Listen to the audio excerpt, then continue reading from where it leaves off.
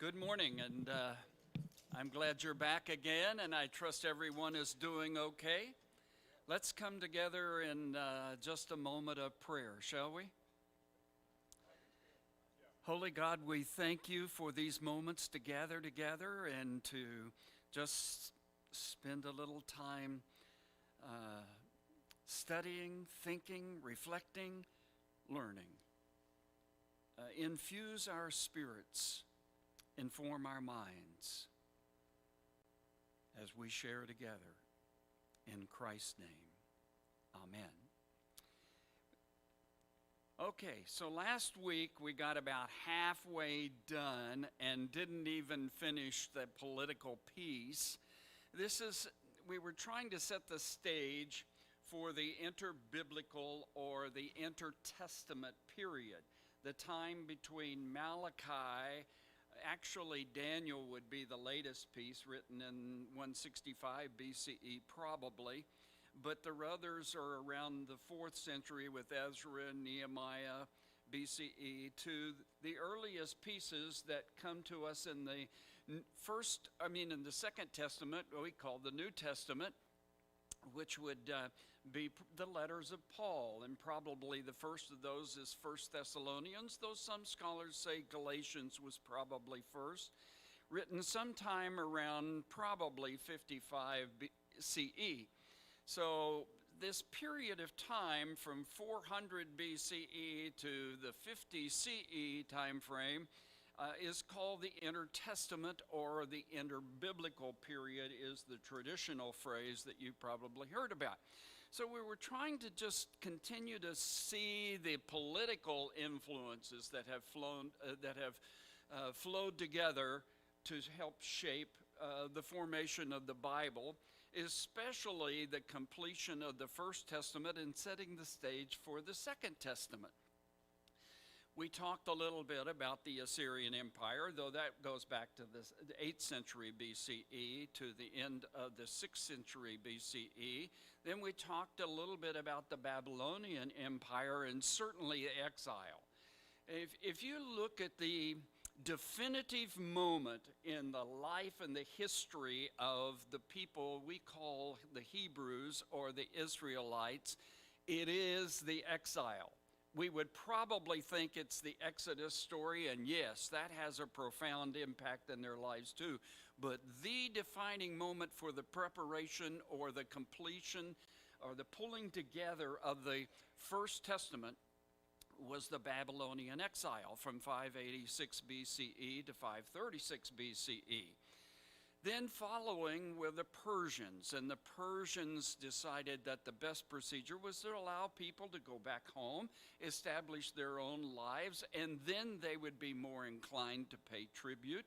So Cyrus of Persia issued a decree in, I think it was about 536 BCE, 538, something like that, as they were becoming the power, and allowed people to go back home. And there were probably 2 or 3 groups of Jews who went back, although many of them stayed because, remember, they could own land and so forth. So we talked a little bit about this crisis and then this relief, this chance to go back. And that's when Ezra, who was a scribe, probably working with other scribes, began to pull the pieces together that had been written. And we talked about the JEPD documentary hypothesis 2 weeks ago, and so those were the documents along with others that were being pulled together to shape the First Testament. And then after Cyrus and Persia came the Greeks, and the Greeks, especially Alexander the Great, created this magnificent library and accumulated a lot, and the intellectuals and the philosophical people of the Greek Empire had a tremendous influence on the thinking and the shape of the Second Testament. So the Greek Empire was important for us to talk about. And that's pretty much where we left off. We were talking about the Ptolemies and the Seleucids, and the Seleucids were important because, especially Antiochus Epiphanes, Antiochus the Fourth, he wanted to go take on the Egyptians, and the Romans wouldn't let him. They stopped him, and that angered him, and so he took it out on the Jews. And the Jews, he slaughtered thousands of Jews. And that's probably why and when Daniel was written, because at the end of Daniel, there is the first real reference, but we'll see it again today, the first real reference to the resurrection or to life beyond this life. Okay, so, and that was in response to the attacks and the defilement of the temple by Antiochus. So now we come to the Roman Empire. And the Roman Empire is developed in three different stages. It's the latter that really affects the Second Testament. The first is a period of monarchy, where they simply had kings in and around the communities near Rome, or Rome itself. And then you have the Roman Republic, which was essentially a democracy. Like we have a legislature, they had the Senate. And then finally you get to the period of the Caesars, and once again you have essentially a monarchy, but it's more than that. The Caesars are pretty much in control, and the Senate is relegated to administrative matters and something of a legal court.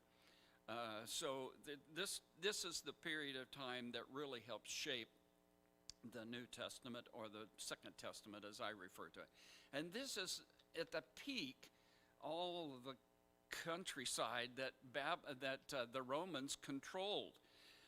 My grandson is reading the Old Testament, or the First Testament, and he calls me and he asks me a question about the people from Gaul. Well, those are that may have become the Galatians in this part of the world, in Asia. Can you kill the lights over? It's really diffusing that. Thank you. I don't know why that's not showing up better. Okay, that's better. That's good. And so this is Asia Minor, and the Galatian people, the Galatians will be here. And over here is Gaul, or the Europeans, the people from Germany, essentially. And they, in the introduction that he was reading in his Bible, said that the Galatians, the people that Paul wrote to later on, were the people from Gaul. Well, you can see this vast empire. It's possible. All of this is possible. And when we get to looking at the contributions of the Roman Empire, you'll understand why it's so possible. They established and maintained peace, obviously by a dominating military force, a controlling force. The Romans talk about peace in the world through violence. It's war and conquering, and then they grant peace, okay? When Jesus and Paul talk about peace, it is from justice. It's from acts of justice. It's from something else. It's nonviolent. It isn't violent at all. So when you read Revelation and you see Jesus as a warrior coming on a white horse, and this is metaphorical language probably, just to simply say that Christ is going to be the victor. Okay, it's not that Christ is a violent individual, because his whole life and focus was very nonviolent, as we see when we read the gospel accounts. But Rome did it through violence. But they did bring a huge amount of peace, Pax Romana. So peace across all of that part of the world that you saw there just a moment ago. But it was through a domination system that controlled everything.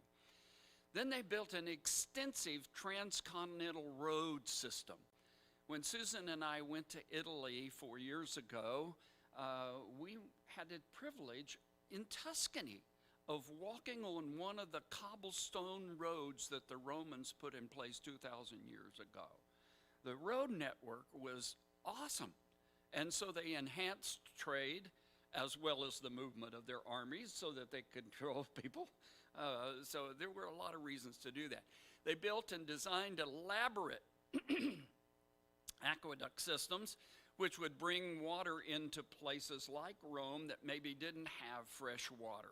If any of you have visited Rome, you may have even seen some of the the architecture that still remains to support the flow of water. They were simply built up and where they had to be over valleys, and so that the water would just naturally flow into the places where it was needed. They developed a comprehensive legal system which serves even today as a basis for a lot of civil law. So Rome has a significant influence, especially on the first century and in the development of the Second Testament. They made great contributions to culture through their architecture, as I just mentioned, the aqueducts, the arts. They had the Greek plays, for example, translated into the Latin language, and of course the Latin language is one of their contributions as well. And their literature, much of the things that from classics are both Greek and Roman. The sculptures, the paintings, the art, it just was a magnificent time culturally in development. Religiously, they were, like the Greeks, very polytheistic.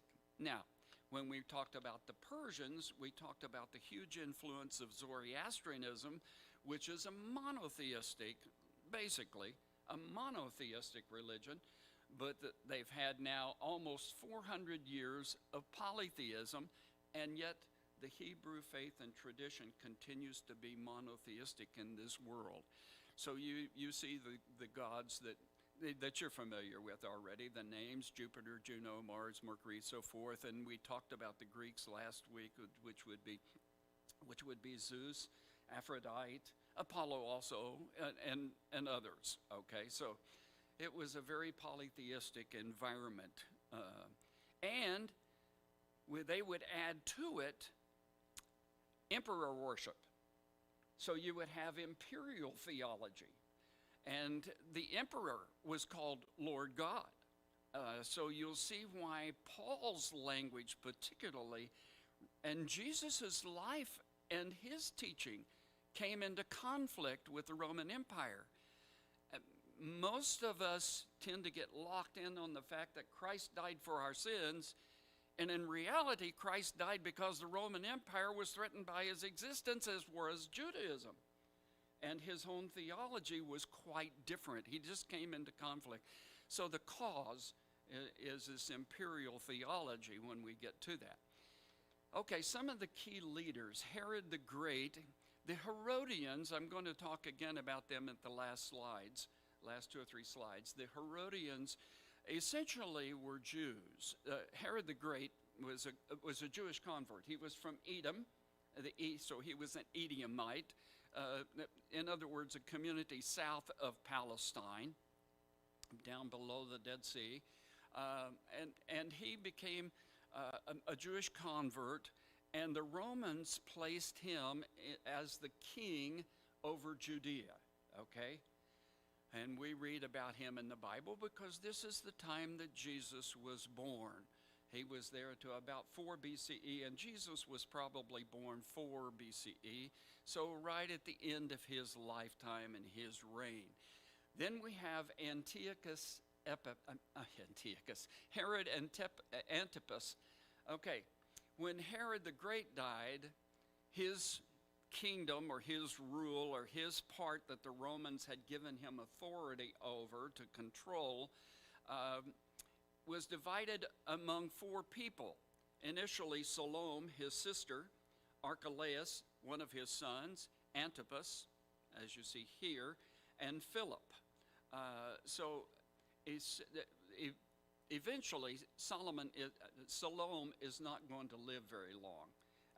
And so she is not in control very long. And then it becomes the 3 sons for the most part. And then Archelaus even has some issues. And so Antipas expands his control into at least Galilee. It was basically north of Galilee at first, and then he was given the area of Galilee, and even had influence in the end over Judea, or over what used to be Judah or the rest of Palestine, and so plays a role in the crucifixion of Jesus, and obviously has John the Baptist beheaded. He has John the Baptist beheaded because Herodias, asks him to, okay? But here's the story behind that. Herod Antipas had married the daughter, if you could see a map, okay, and say this is this little strip called Judea or Palestine and Galilee and Samaria or whatever, if you want to see that little piece of the country. On the other side of the Jordan River were the Nabateans. And so Antipas had married the daughter of the king of the Nabateans, Aretas. Okay, all these names. Keep all of that stuff straight. I can't even keep it straight in my mouth, much less in my brain. Okay, so anyway, then he decides to divorce her and marry his half-brother Philip's wife. And that's what causes, John the Baptist says, that is a no-no. That is wrong. And for that, he is beheaded by Herod Antipas. So that's a little bit of the history behind all of that. Then we come to Nero. Nero is the one who essentially in 64 CE burns the city of Rome. Preceding Nero is Tiberius. I'm going to show you a list of the emperors here in just a moment in the first century.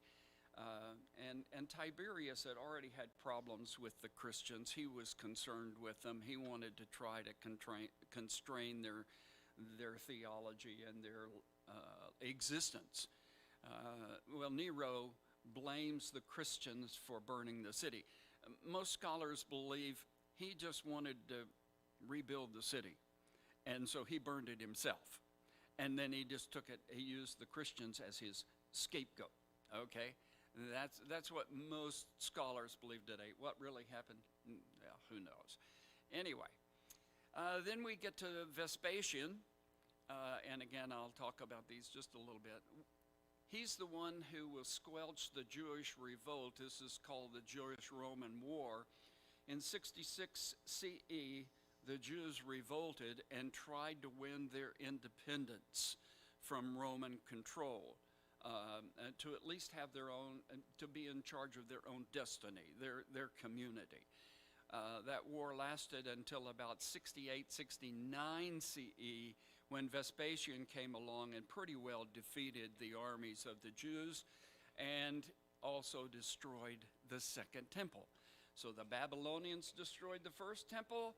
Vespasian, as the commander of the people, before he becomes emperor, he'll become emperor after this, destroys the second temple. And of course, these emperors continued, and the Roman government continued to influence the shape of the Second Testament as we go along. So here's a list of the Roman emperors, and the ones that are the most important are Augustus, which we just talked about, Tiberius, I talked about just briefly, Nero, and then why Domitian? Well, because Domitian is probably the reason John is exiled, whoever that John is exiled to Patmos.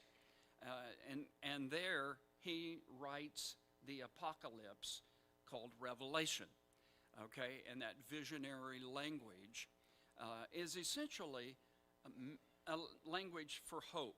Now, it seems very strange and bizarre to you and me, but as I will show you here in just a moment, there were lots of apocalyptic pieces in the pseudepigrapha, if you wish, the second canon that isn't included in our Bible. Okay, so now let's transition to talk about some of those literary contributions. We have already, in the very first class, we talked about the Catholic Bible, and the Catholic Bible includes Tobit, Judith, Baruch, and it includes 1st and 2nd Maccabees. It also includes 1st and 2nd Esdras. Then we talked a little bit about the Orthodox community Bible as well, and it includes some of these other pieces. So the Apocrypha doesn't appear in our Bible, but these are passages that could very well fit in our canon and are worthy of reading, okay? Now, 3rd and 4th Maccabees, not as much. The Song of the Three Hebrews, Susanna and Bel and the Dragon, are extensions of the book of Daniel. And just briefly, the Song of the Three Hebrews is essentially a praise. It's like a psalm, okay? So it could very well fit, and it wouldn't be a problem for us. Susanna may be a little bit different, and I'm just trying to remember the story off my head. I'm sorry, I'm going blank. Bel and the Dragon.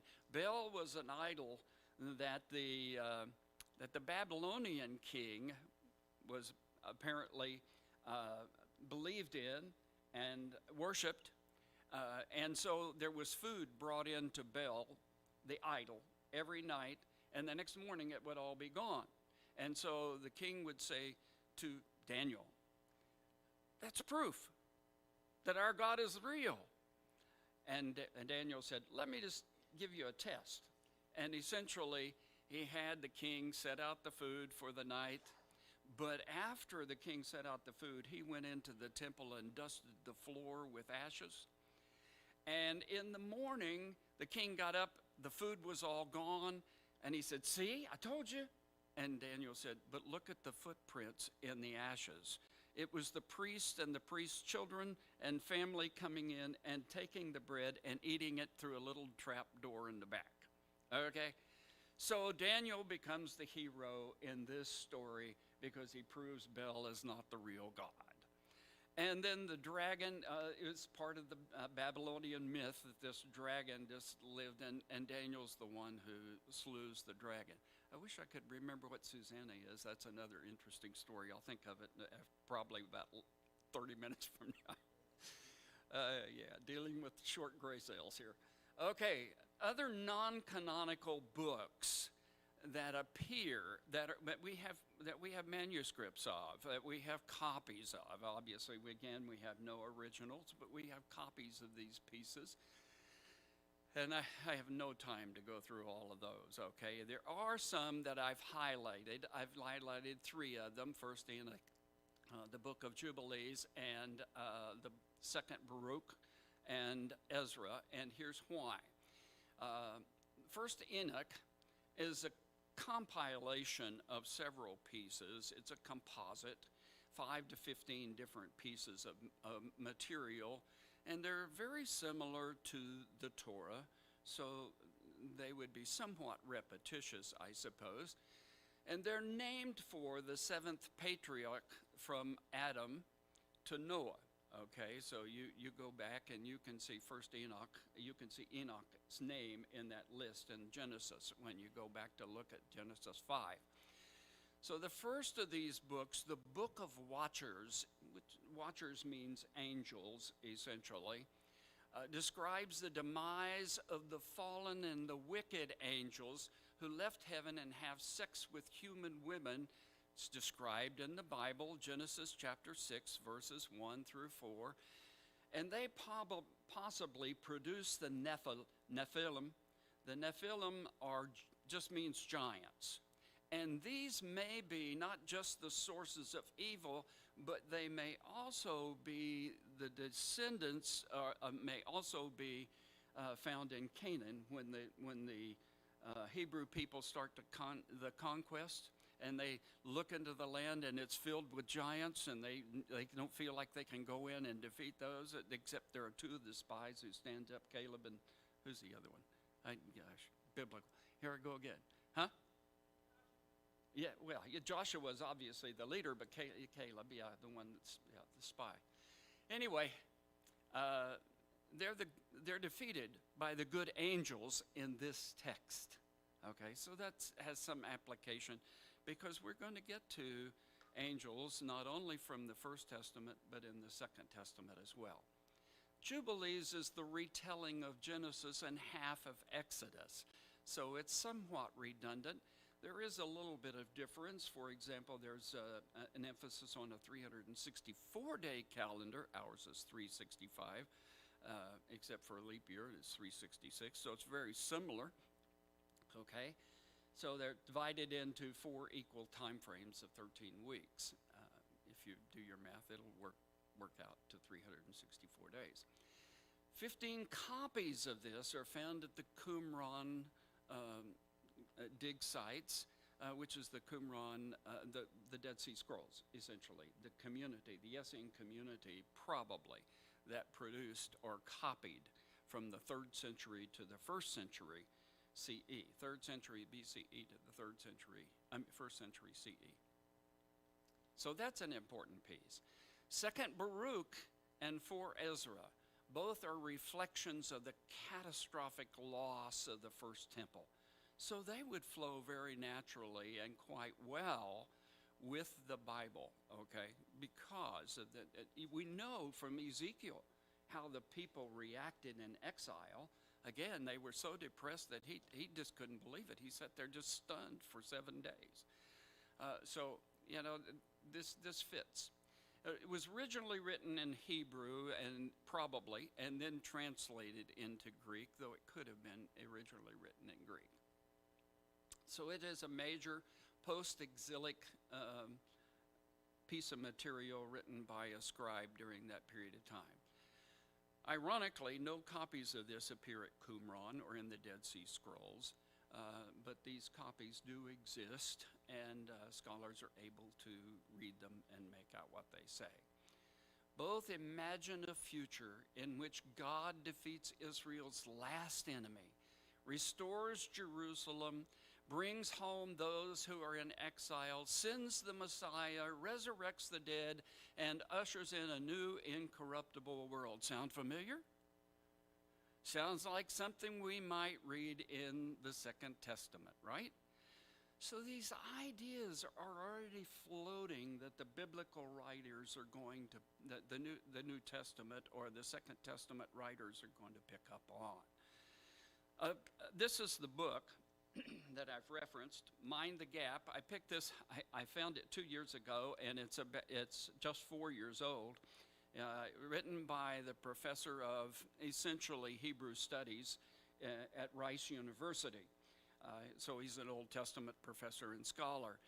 If you want to know more, if you want to read more in detail about pieces like this from the intertestament period of time, I commend this book to you. It's pretty concise. It's relatively easy to read. It is not written for scholars alone. It's written for the average Joe like me. That's how I got through it, okay? So anyway, I commend Mind the Gap by Matthias Hentz. Then we get to the early Messianic expectations. These appear both in the First Testament to some extent, or could, and they certainly appear in the interbiblical or the intertestament time. The Hebrew word Mashiach and Messias in the Greek simply means the anointed one, and it's usually, commonly in the First Testament, referring to kings and the anointing of a king and putting a king in place, or even to the prophets. Simply means anointed. But some First Testament expectations that begin to imply or fit Jesus. Now we get into the discussion. Which comes first, the chicken or the egg? Is it a reference to something in the First Testament time, which most scholars today would say, but is picked up, is not necessarily a prophetic picture of a Messiah that's Jesus, but it's applied by the first Christian church in the 1st century, if you wish, to Jesus, which makes all kinds of sense because it fits so beautifully. But it wasn't necessarily a prediction of Jesus from the First Testament. No, that's most scholarship. You've got to figure this out for yourself as to whether you're going to see it as prophecy predicting Jesus, or is it applicable to the 1st century. So let's take a look at a couple of those. In 2 Samuel 7, promises made to David reference his offspring. I will be a father to him, and he shall be to me a son. And so obviously, Jesus is referred to as the Son of God, and so the application of the 2nd century or the Second Testament writers was that this was Jesus that the scriptures had been talking about. That's the application they made, though it probably probably was a reference. This is during the Assyrian captivity, probably. And so it is a reference to someone who will help rescue the Israelites from the Assyrians. Isaiah 7:14, the Lord himself will give you a sign. This is for Ahaz. Ahaz is the king, and the sign is coming from the prophet. A virgin will be with child, and the word for virgin is ha'almah. It is the word for young woman, not batuka. Batuka is the word from Hebrew for a virgin. So it isn't the word that's used there, but it's the Septuagint who later makes the decision to translate it to virgin, and then, of course, from there on, the copies, most of the copies of both the First Testament and the Second Testament are based on the Septuagint. So that kind of gets translated in second there. But a virgin or young woman will be with child and will give birth to a son and will call him Emmanuel. The word will give birth, or that phrase, will give birth, in the Hebrew actually means the woman is already pregnant and she's going to give birth. So when this is supposed to be a sign for Ahaz that he is right in not joining with Israel to fight against the Assyrians. Okay? So it probably has, in its original context, in Isaiah is probably talking to the king about what's going to happen and how he should proceed. And Ahaz didn't want the sign, but this is what... And so it was probably a woman from Ahaz's court who was standing right there by him at the time. Okay? But you can understand, especially since it's been translated as virgin, why the Second Testament writers would say, this is about Jesus. It's a natural application. So the influence of these texts. A shoot will come up from the stump of Jesse, a branch. Is that a future leader or Jesus? Probably a future leader in its original context. Isaiah 53, the suffering servant.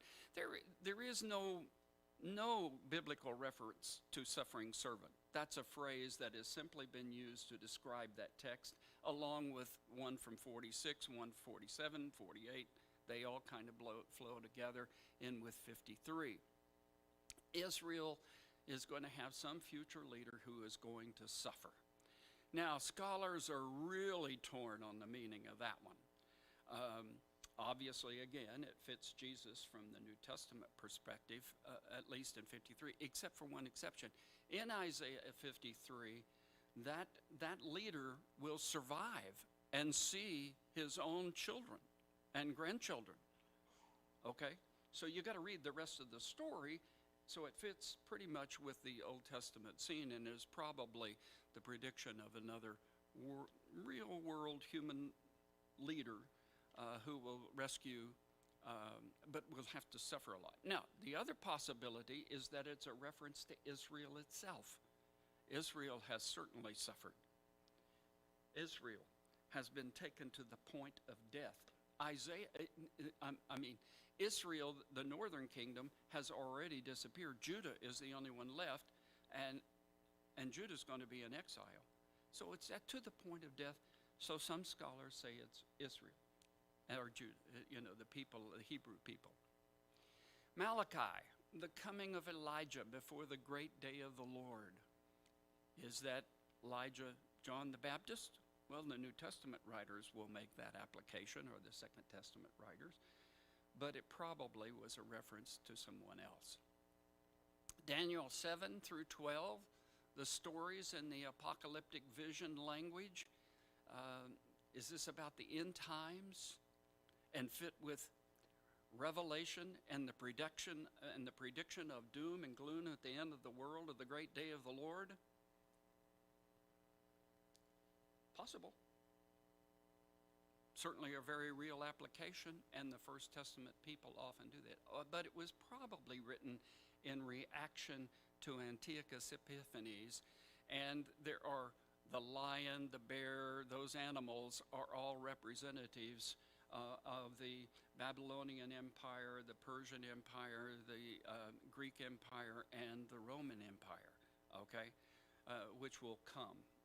Okay, so the little king, the little horn in that vision is probably Antiochus Epiphanes. That's what most scholars today believe. But there are a host of other scholars that don't necessarily buy that. So it's not one you have to buy. You can still believe that it belongs in the 5th century where it was set, or in the Babylonian exile, the 6th century. Now, some of the intertestament material that has messianic expressions. Oh gosh. And the Lord will perform marvelous acts such as never existed. He will heal the badly wounded, make the dead live, bring good news to the poor. This is from the Dead Sea Scrolls, and so that number at there, 4Q521, 4 means it was found in the 4th cave. Q is a reference to the document, and 521 is the section of the document, the second column, and the verses 14 through 15. So it's just a shorthand that those who are studying the Dead Sea Scrolls have applied to these pieces, and we'll talk about those again later. Here's another. And he shall be a righteous king, the Lord's Messiah. Probably about 63 BCE, and most likely a royal Messiah, but certainly could be applied to Jesus. Another Dead Sea Scroll piece, Song of Solomon, Psalms of Solomon are too. But it's referenced by name because it already has some other pieces. And he will be called the Son of God, the Son of the Most High. His kingdom will be an everlasting kingdom. Notice that Son of God is capitalized. So scholars interpreting that seem to reference some supernatural quality and may definitely be something of a prediction of Jesus. Could be. Spirits and demons, we see a demonic possession in the Second Testament. A lot of references to that. Jesus will remove the demons from people, demonic possession. Can't think of the word. What's the word? It starts with an E. Anyway. Now the Spirit of the Lord had departed Saul, and an evil spirit from the Lord tormented him. So this is from the First Testament, some evidence of the demons. They sacrificed to demons, not God. This was Moses' conclusion of what was wrong with the Hebrew people and why they were wandering in the wilderness for 40 years. Essentially, these evil spirits were the prodigy of the fallen angels that we just referenced a moment ago from Genesis chapter 6. The intertestament expressions, they're called spirits or watchers, as I talked about a moment ago, the book of Watchers. They are cruel and created to destroy, not do good. And they are, according to the Songs of the Sage, this is a document from the Dead Sea Scrolls, and the sage is probably the wise leader of the Essene community. The Songs of the Sage are, these demons can be warded off by special ceremonies, incantations, prayers, and exorcisms. That's the word I was looking for a while ago. I got to put it in type. We were talking about this earlier. It's got to be in type. Don't let me do it off the cuff. Okay, resurrection of the dead. There is no concept of that in the First Testament. Only Sheol, the place of the dead. That's where they go. But metaphorically, we find it in a couple of places. This is Isaiah 26:19. Your dead shall live, their corpses shall rise. O dwellers in the dust, awake and sing for joy, for your dew is a radiant dew, and the earth will give birth to those long dead.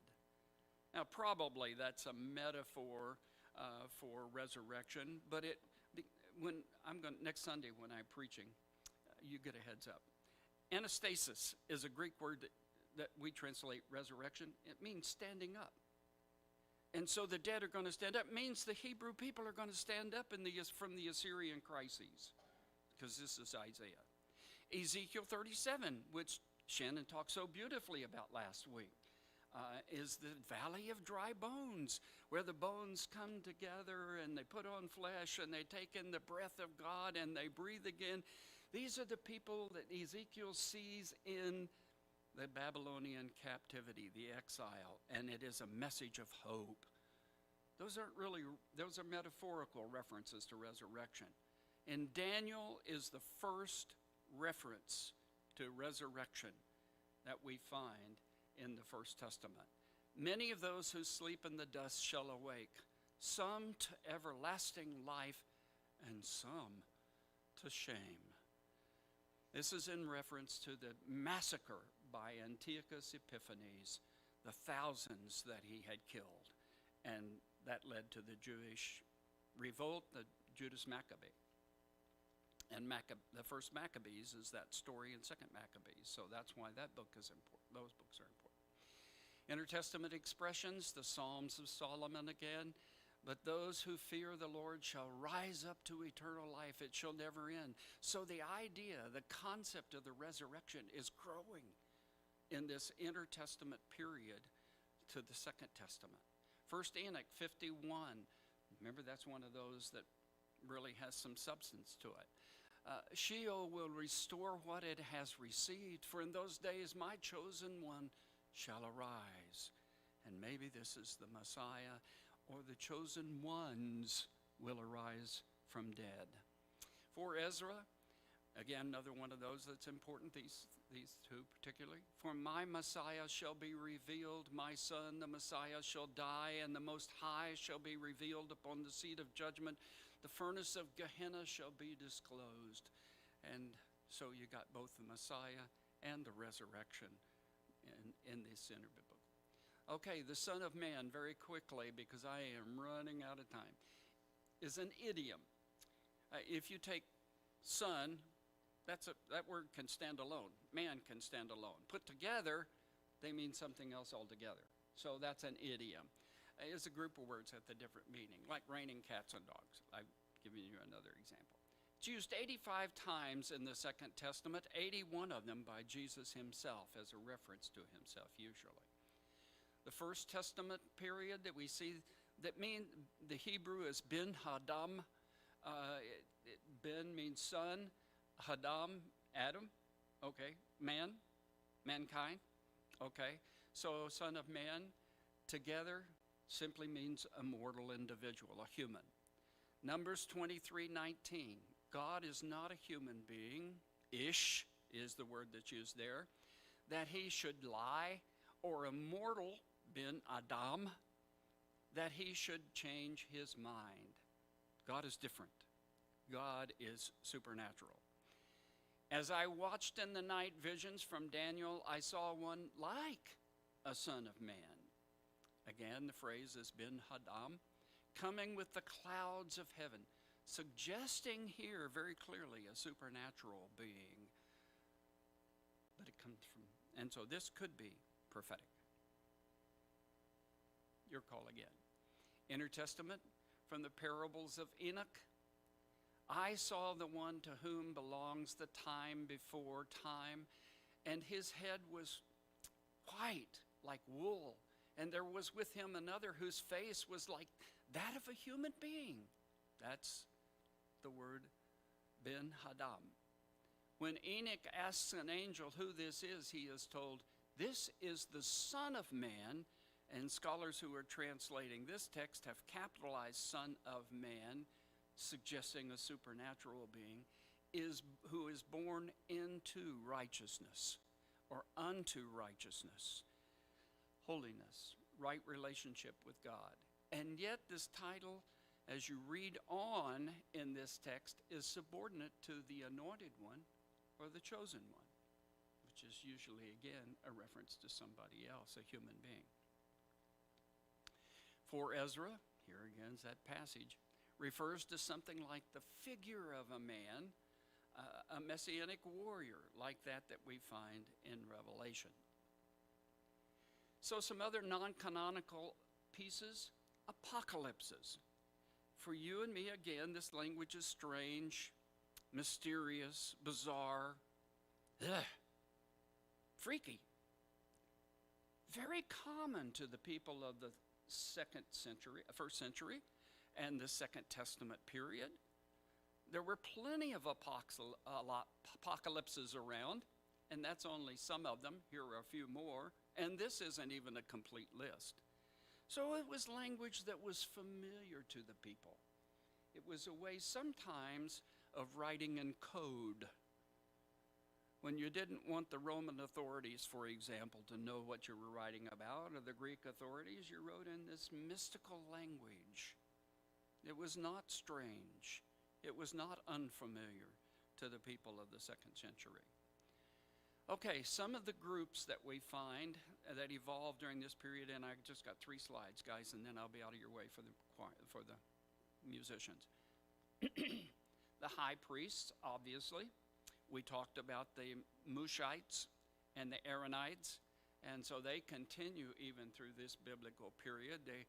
They are pretty well wiped out by Antiochus Epiphanes in the 2nd century BCE, and yet there are still plenty of Levitical sources to bring the priests back, okay?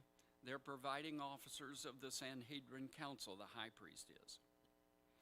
The scribes, this is the time they really start to evolve, 400 BCE to well after the 1st century, even to the 10th century CE, as we saw with the Masoretes.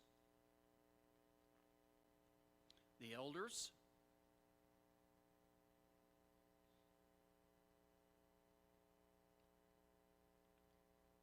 the Pharisees. I think you've heard me say this before in some other classes, or some of you have. If you want a distinction between the Pharisees and the Sadducees, well, the Pharisees are fair, you see, because they believe in a resurrection.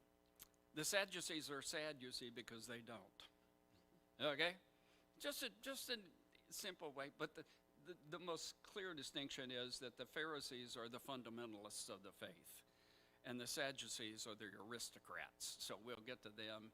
They accepted only the written law of Moses or the Torah. They did not accept the writings of the prophets or the writings in the wisdom literature, Ecclesiastes and Proverbs and so forth.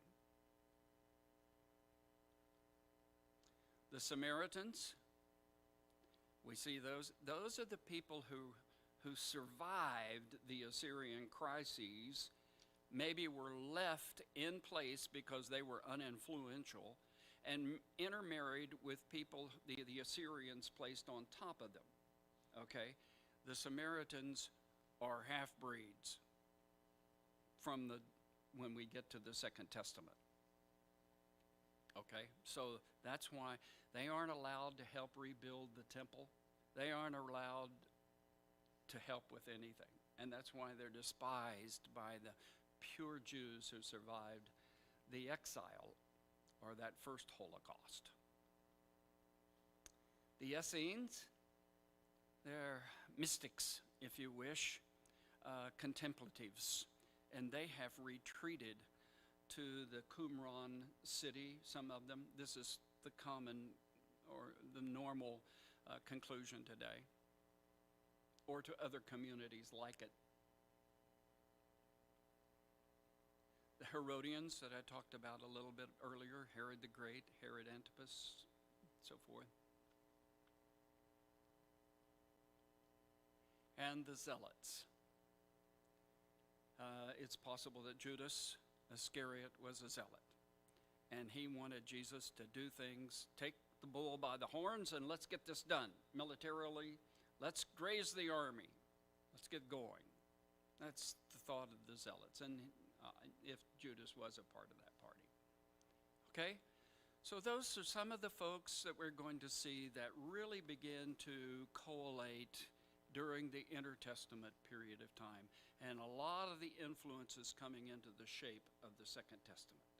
And next week we'll talk about the Second Testament. Questions, real quick. I'm 5 minutes over again.